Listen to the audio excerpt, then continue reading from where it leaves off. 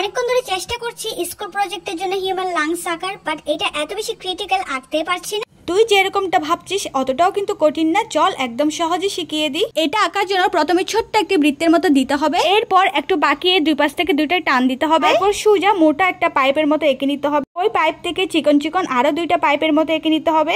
এবার পাইপের সাথে লাগিয়ে দুই পাশে দুইটা স্পঞ্জি বেলুনের মতো আঁকতে হবে, অনেকটা দেখতে শঙ্কের মতো। আর চিকন চিকন পাইপ ডুরি থেকে অনেকগুলো গাছের ঢালপালার মতো এঁকে নিতে হবে। পুরোটা ফুসফুস জুড়ে গাছের শাখা প্রশাখার মতো একদম ভর্তি করে এঁকে নিতে হবে। এবার এটাকে আরেকটু রিয়েলিস্টিক লাগার জন্য এখানে আমি স্কেচ করে দিব। আর তোমরা আমার ভিডিওটা মনোযোগ দিয়ে দেখলে স্কেচটা আমি কিভাবে করছি সেটা তোমরা দেখেই বুঝতে পারবা। আরো থেকে হালকা অনেকটা শেডিং এর মতো আমি স্কেচটা করে নিচ্ছি।